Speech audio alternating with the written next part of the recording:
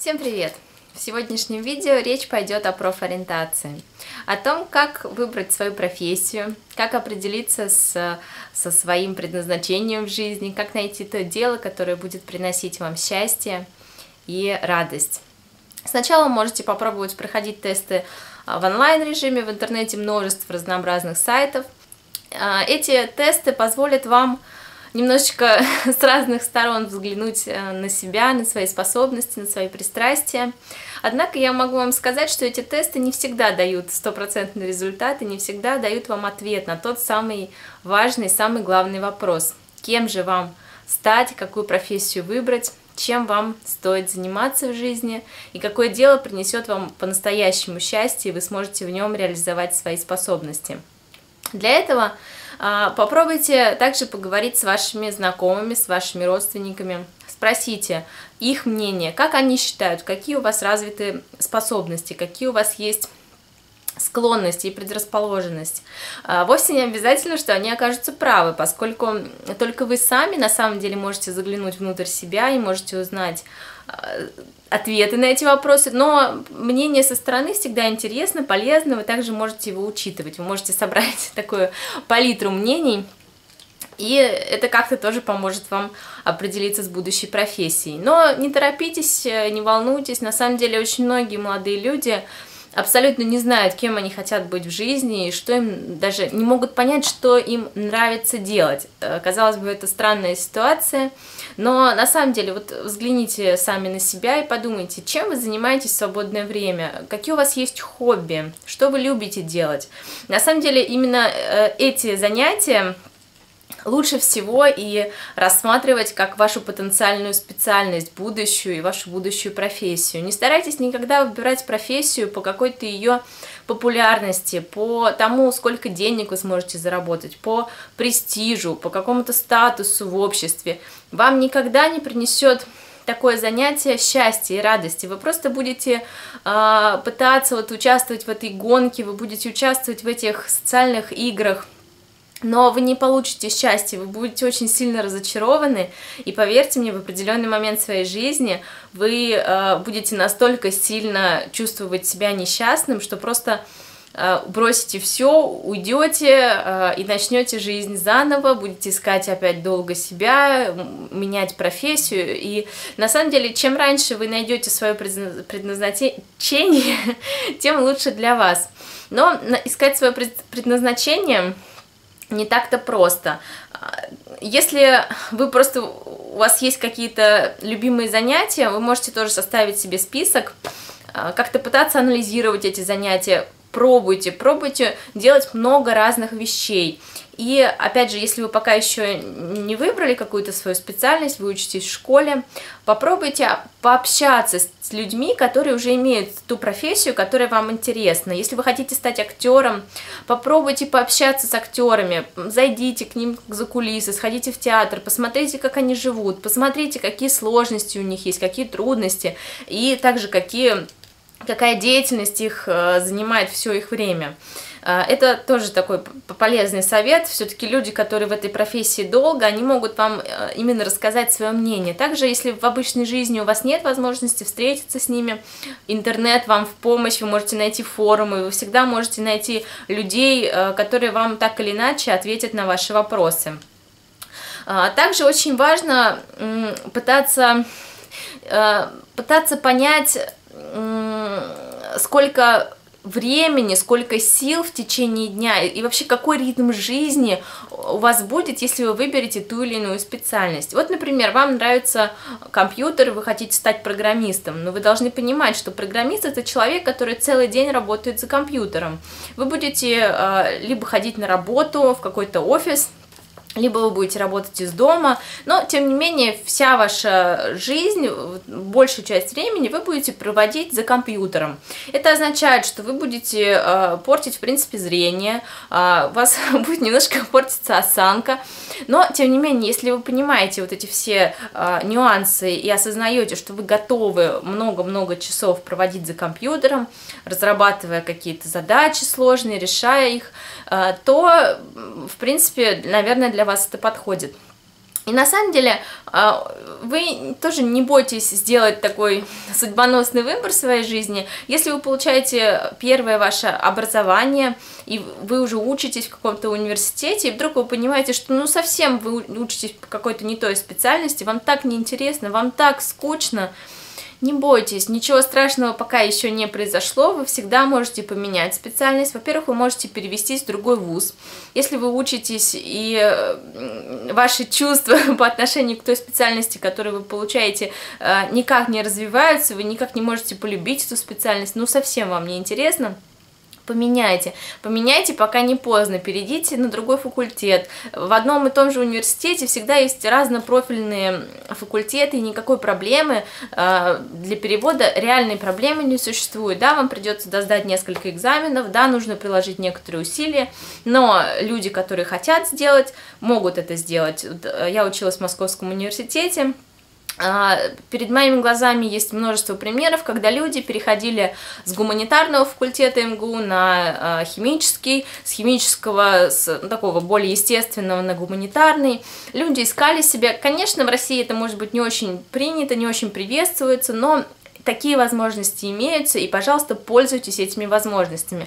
Потому что вот вы заканчиваете университет, у вас появляется корочка, диплом, вы теперь специалист, вы можете искать работу, вы начинаете работать по вашей специальности, и вдруг вы почувствуете ну, эту скуку, полностью апатию какую-то, вам настолько будет неинтересно, ведь вас будут окружать люди, которые в этой специальности по призванию, скорее всего, ну, большинство из них. И на фоне них, вы, во-первых, вы никогда не сможете сделать хорошую карьеру, вам всегда будет скучно, вы всегда будете пересиливать себя, вы будете идти на работу только ради того, чтобы с этой работы поскорее уйти. Поэтому, пожалуйста, не торопитесь и не думайте, что вот все, что уже сейчас решено, это какая-то безысходность. Всегда все можно поменять. Также всегда существует возможность получить второе высшее образование по другой профессии. То есть вы поучились по одной профессии, чувствуете, ну нет, совсем, я точно понимаю, не мое. Либо вы понимаете, что первая профессия ваша, вам она понравилась, но вам хочется как-то дополнить ее, получить дополнительные знания. Второе высшее образование, какие-то курсы повышения квалификации всегда доступны. В любом тоже, во многих вузах вы можете найти разнообразные программы. Поэтому, что я здесь хочу сказать? Все-таки думайте, прежде чем выбирать профессию и прежде чем выбирать специальность. Как вот думать, да? Есть тоже множество разных техник, методик. Я тут недавно наткнулась на вопросы в интернете, которые мне показались очень полезными для такого небольшого самокопания, для того, чтобы немножко понять вообще, что вам нравится. Это в основном методика подойдет для тех людей, которые, когда, знаете, вы проходите тесты профориентации, у вас в среднем всего понемножку. Вы и с людьми хорошо общаетесь, и с техникой, и математика у вас более-менее ничего, и биология, и химия. И в среднем вы такой получаетесь средний человек, который во всем более-менее неплохо успевает. Вот примерно для таких людей, которые никак не могут найти именно свое призвание, то есть вот, ну где же оно мое? Этот математик, он четко знает, ему нравится математика, он пошел на мехмат, он доволен своей жизнью, он счастлив и так далее. Этот экономист, у него тяга к этим экономическим всяким вопросам и задачам. Человек-актер, ему нравится играть, ему нравится вот это вот преображение, вот эта энергетика у него есть. Но кто же вы есть на самом деле? Если вы никак не можете разобраться, я вам предлагаю ответить на несколько вопросов, причем постарайтесь отвечать письменно. Я вот себе уже подготовила тетрадочку, вот ответила на эти вопросы. Сейчас я вам их зачитаю. И я предлагаю, если вы тоже ведете какой-то видеоблог или видеоканал у вас есть на YouTube, оставляйте мне видеоответы, я обязательно их подтвержу и будем вот так вот с вами общаться. Значит, первый вопрос: что вы любите делать? Этот вопрос я себе так ответила. Я люблю писать от руки, рисовать схемы, систематизировать информацию, решать логические задачи, делать коллажи, дизайн и разнообразные макеты, обучать людей и что-либо объяснять. Вот я себе составила список. Когда вы будете отвечать, постарайтесь как можно более честно взглянуть внутрь себя и также написать себе какой-то список вопросов. Вопрос номер 2. Что вы замечаете в первую очередь? вообще в окружающей вас среде, при какой-то ситуации, вот на что вы вообще в жизни обращаете внимание? Я для себя ответила. Я обращаю внимание на черты лица людей, на их настроение, эмоциональный настрой, на особенности характера людей, на их поведение и на тембр голоса и темперамент. Вот эти вещи для меня оказались важны. Дальше, вопрос номер 3. Что бы вы делали бесплатно? Я ответила, я бы бесплатно обучала людей тому, что умею сама, либо объясняла то, что я знаю сама. И второе, я бы готовила разнообразные обучающие схемы и делала какие-то учебные пособия. Вопрос номер 4. Чему бы вы хотели научиться и что бы вы хотели выучить? Я ответила, я бы хотела выучить историю России и сопоставить ее с историей других государств и стран. Также я бы хотела эту историю выучить как с точки зрения, допустим, государственного управления, каких-то экономических вопросов, также и с точки зрения культурных, художественных вопросов и науки. То есть мне вот интересно сопоставить историческое развитие во всех сферах. Вопрос номер 5. О чем вы любите говорить с людьми? Вот вы встречаетесь, какие темы вас интересуют? Я ответила. Я люблю говорить об отношениях, о самопознании, о саморазвитии. Я люблю обсуждать идеи, какие-то планы на будущее, идеи о том, чем можно в будущем заниматься. Вопрос номер 6. О чем вы пожалеете, если не попробуете?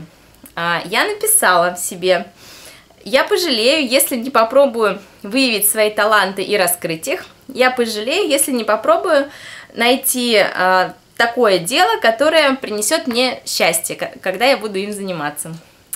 Следующий вопрос, номер 7. Что находится в вашей библиотеке? Какие книги? Ну, вашей, имеется в виду вашей личной. У меня в моей личной библиотеке научная литература по биологической тематике, книги по психологии. Дальше, вопрос номер 8. Какие книги вы бы хотели видеть в вашей библиотеке? Я бы хотела видеть в своей библиотеке книги по фотографии, я бы хотела видеть в своей библиотеке книги по новейшим информационным технологиям и новейшим достижениям в этой сфере. Дальше, вопрос номер 9. Что разжигает в вас интерес? Вот этот вопрос я вообще считаю ключевым. Что разжигает в вас интерес? Во мне разжигает интерес внутренний мир людей, отношения и разнообразные истории жизни, судьбы разных людей, и во мне разжигает интерес все неизвестное. Вопрос номер 10. Что для вас легко? Я ответила, мне легко долго находиться в одиночестве, мне легко слушать людей, мне легко придумывать что-то новое, и все. Вопрос номер 11. Что у вас хорошо получается?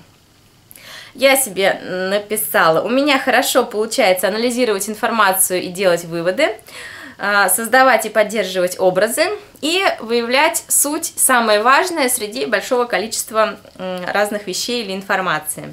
И вопрос номер 12, последний вопрос. Что делает вас счастливым? Этот вопрос я считаю тоже одним из ключевых среди этой серии вопросов.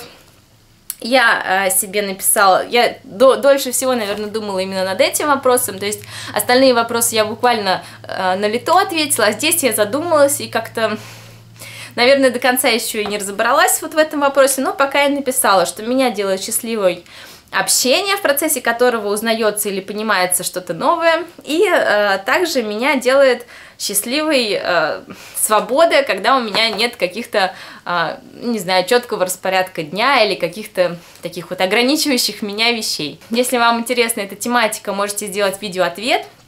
И также я предлагаю вот на основании такой информации предположите, какая деятельность, какая профессия, какая специальность мне бы подошла лучше всего, потому что на самом деле я до сих пор нахожусь в поиске, я до сих пор не могу найти то дело, которое принесет мне счастье, я уже чем в жизни только не занималась, и получила 2 высших образования по разным специальностям, и работала, и, в общем, у меня такой достаточно широкий жизненный опыт, но вот сейчас я пробую себя в разных новых вещах и нахожусь в поиске. Спасибо большое вам за внимание, всего хорошего!